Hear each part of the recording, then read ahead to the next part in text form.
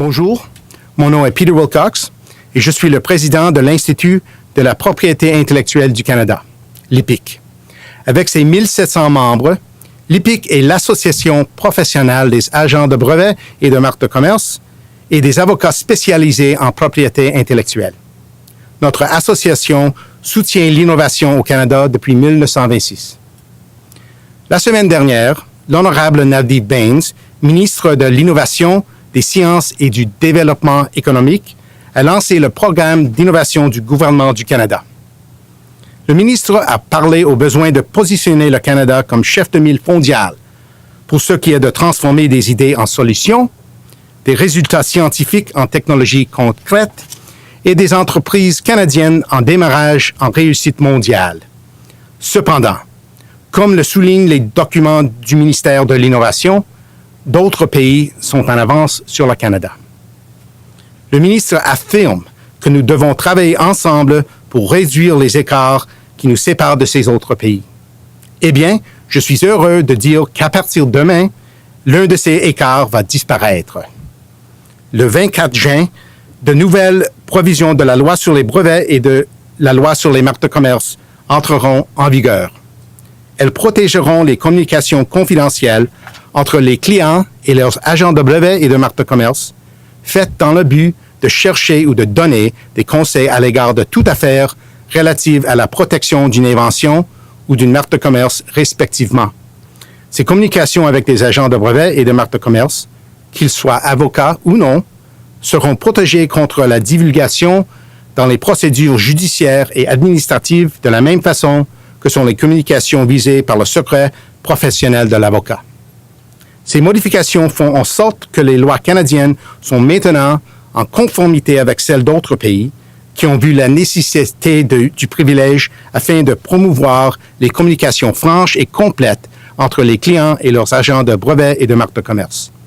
Cela permet aux clients de recevoir les meilleurs conseils dans l'établissement de ces droits légaux de grande valeur. Cette modification bénéficie également aux innovateurs canadiens qui veulent œuvrer sur la scène internationale car elle nivelle le terrain dans le cas des litiges dans d'autres pays. Par exemple, aux États-Unis, les tribunaux examinent les lois du pays où les communications ont eu lieu afin de déterminer si le privilège sera applicable pendant la procédure juridique aux États-Unis. Ceci est une étape très positive pour les entreprises canadiennes, les universités et les collèges, les organismes sans but lucratif et les agences gouvernementales qui détiennent des droits de propriété intellectuelle. Je tiens à remercier le ministère de l'Innovation, Sciences et Développement économique pour son travail sur plusieurs années ayant mené à ces changements législatifs. Je tiens également à remercier le ministre Bain pour son travail continu sur l'innovation, ainsi que les parlementaires de tous les partis qui continuent à créer des lois qui profitent à tous les Canadiens. Lors du lancement du programme d'innovation, le ministre a appelé à l'action tous les secteurs de la société. Ayant travaillé sur l'élimination d'un écart, l'IPIC est prêt à en régler une autre en créant un organisme de réglementation professionnelle pour les agents de brevets et de marques de commerce. Nous avons hâte de travailler avec les fonctionnaires, les députés et les sénateurs vers une loi pour le faire et sur d'autres initiatives pour continuer de soutenir l'innovation au Canada. Merci. Thank you for your time. I'm now happy to take any questions. Yes? Can you give any examples of specific issues that have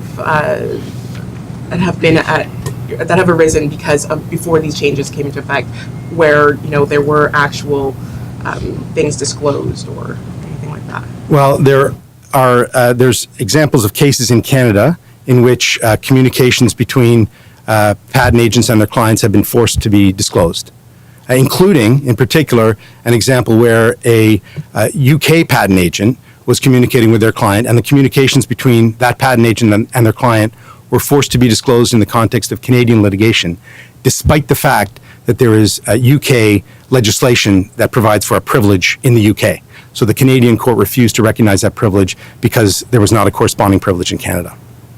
So this legislation corrects those kinds of problems. Yes? What would this regulatory body look like? Well, in our view, the profession should be self-regulated, like all other major professions in this country, with very few exceptions. So we would see a college of patent and trademark agents being created with the authority to impose a code of conduct, to impose continuing professional development obligations, to impose mandatory insurance, and to ensure that the correct levels of expertise are involved in patent agent and trademark agent professionals in the country, just as, for example, the Law Society of Upper Canada regulates the profession of lawyers in Ontario. Any other questions? Yeah, go ahead. Where does what other changes would need to be made? I know Jim Balsillie has talked a lot about Canada not having the necessary innovation strategy because there's issues with freedom to operate. Do you deal with any of those issues? Because he's saying that Canadian companies can't innovate and catch up the same way and go globally the same way that other countries can because of freedom to operate and because of the limitations surrounding that, because there is no strategy here.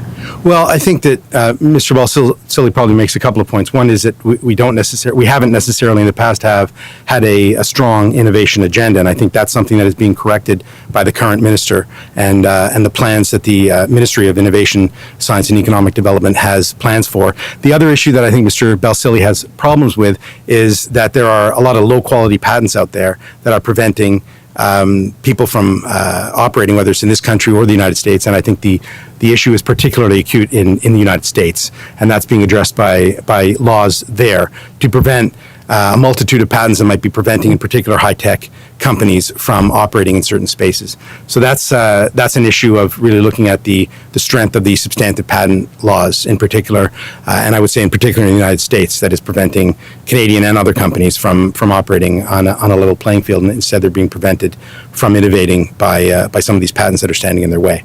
So it's really a patent quality issue that is continuously being addressed by the patent offices and courts around the world.